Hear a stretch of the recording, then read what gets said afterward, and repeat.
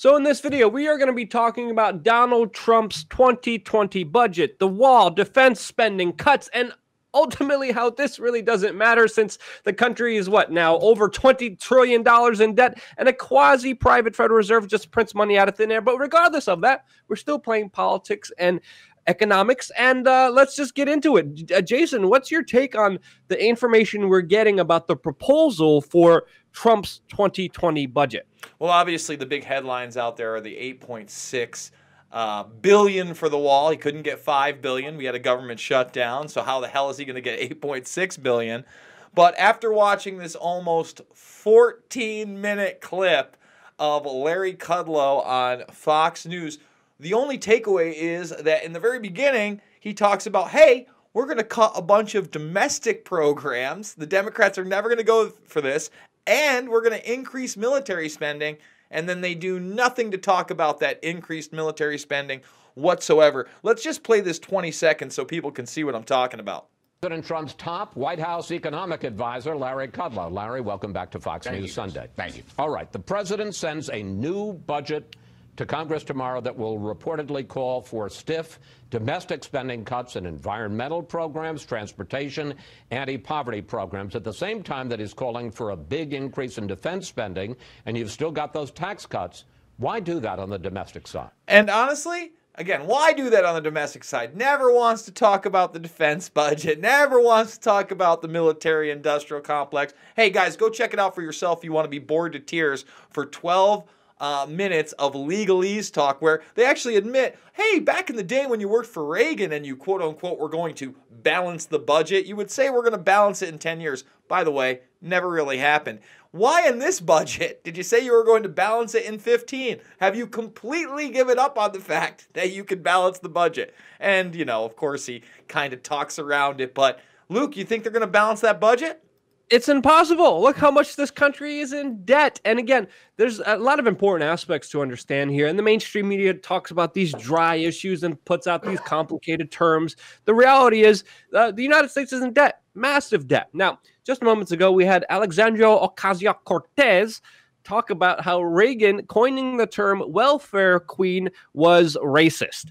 Well, just on context with that, there's probably a whole bunch of Midwestern trailer truck trash people who would contest that, and that's racist in itself to insinuate that by Alexandria Ocasio-Cortez. But in reality, if we look at the biggest, quote, welfare queens in our society, it is the military-industrial complex that gets billions and trillions of our money with no bid contracts and just the most absolute corrupt institutions with, previously before Halliburton, overcharging and beating the U.S. military over the head and treating our servicemen and women like absolute crap. The amount of people who work for the military-industrial complex and intermingle within government, intermingle within the mainstream media is absolutely sick. And that's why you're not going to hear these bigger issues and these bigger facts here. And again, people have to ask themselves the bigger question here. With a bigger defense budget, is this business as usual? Is this the same kind of bastardized collusion, extortion of the American people based on fear-mongering?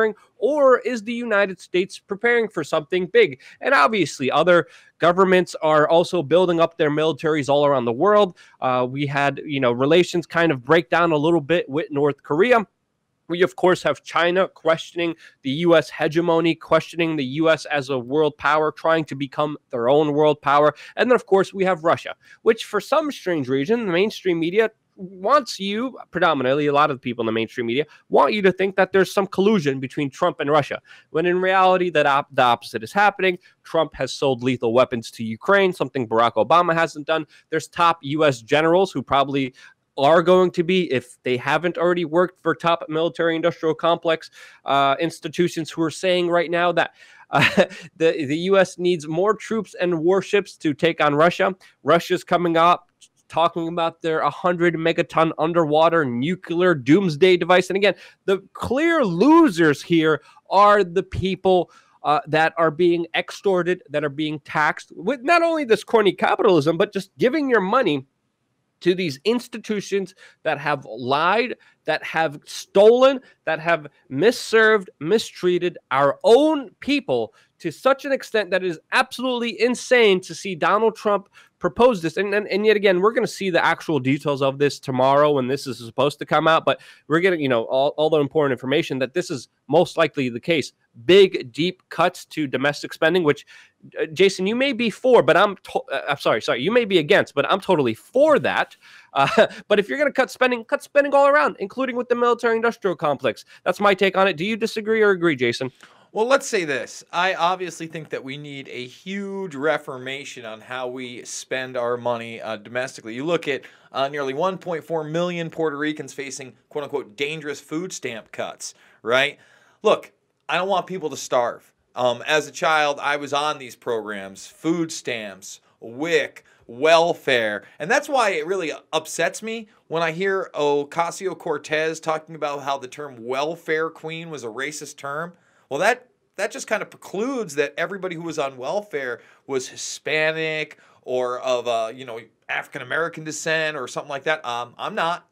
I grew up on it. I'm not proud of it. I'm glad that as an adult I've never had to take any of those programs. But in a country where 40+% are on some kind of government program, whether that be the food stamp program or help with their kid, there's a lot of it, Luke. And we've become dangerously dependent on government. I don't like it.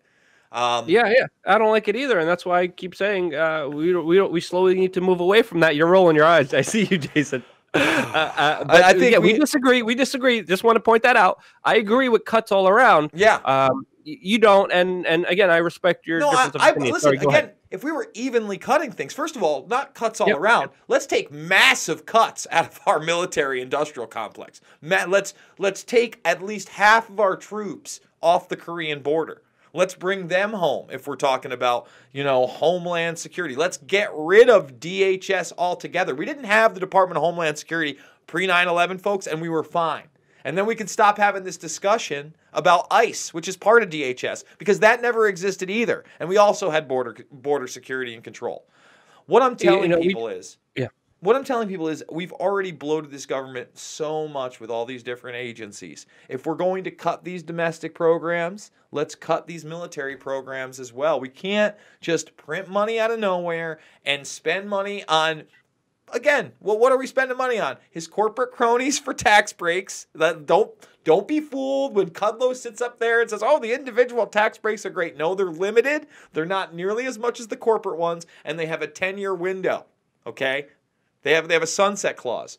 So if you don't realize right now, this guy has done almost everything same as the old boss. I don't know what to tell you. This guy's not that new. I mean, yeah, Barack Obama did this, and also no one kind of raised the peep about it. And this is an important issue because, there's some estimates that we have spent $6 trillion, trillion with a T, on wars since 9/11 and have killed an estimated, these are in the low numbers. This is an article by Newsweek here that I'm reading, killed 500,000 people respectively. Those are huge numbers. And where's that money going to? Why invest our money? Again, it's all printed anyway, but they're still running this Ponzi scheme called government to extort you.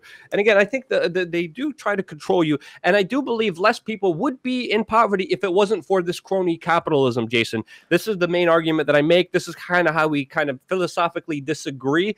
I don't believe we would need these social kind of safety nets if it wasn't for government created unfair situations in the economic markets, and they have to such a level that are making people dependent on the government check. And of course, when you make someone dependent on the government check, the government's going to be more intrusive, more controlling in your lives, and that's something that I don't agree with. But again, $6 trillion in the low numbers, 500,000 people dead. What are we investing our money in? What is Donald Trump representing? He represented a totally different idea. He represented bringing the troops home, not replacing them with military contractors, not, of course, investing into the swamp. And the biggest swamp, the biggest bureaucratic mess, the biggest welfare queens are not just the corporate welfare, but specifically the military industrial complex and their interchanging seats within government and within these corporations that are just screwing people over. So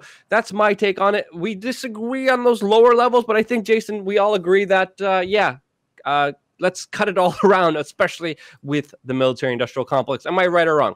No, I agree. And I also want to point out that in the same way that Bill Clinton and Hillary Clinton kind of brought up each other, and Chelsea Clinton. We have Trump doing that with his daughter. See, he'll cut some social programs that don't have Ivanka's name on it, but hey, we've got $100 million for Ivanka's Woman Fund. That we can spend on. So it shows you that nothing has really changed. We're not out of the Middle East. We're not spending less on the military-industrial complex. The facade is there. I'm glad we're talking to North Korea, but we're not getting troops off of that border. There are so many things this president could do outside of basically playing up to the build the wall audience.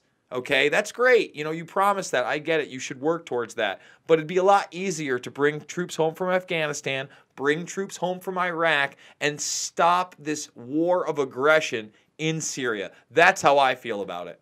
Yeah, and stop foreign aid to all countries all around the world. I think that's agreeable, and I think that's common sense. And just think, this whole Ponzi scheme that the government has established to you, where the majority of the money is already, it's going to the military-industrial complex. Already, it's indebting us. Already, we don't have enough money. Already, people are going to wake up to the reality, and boom, things are going to hit faster than you expected to. And it's about being informed and being ready and understanding the situation. And it's not a good one with Donald Trump at the helm. I know a lot of people are not going to be happy we said that, but that's the truth. If you disagree with us, let us know why in the comment section below. Subscribe, stay tuned for more here on youtube.com/We Are Change.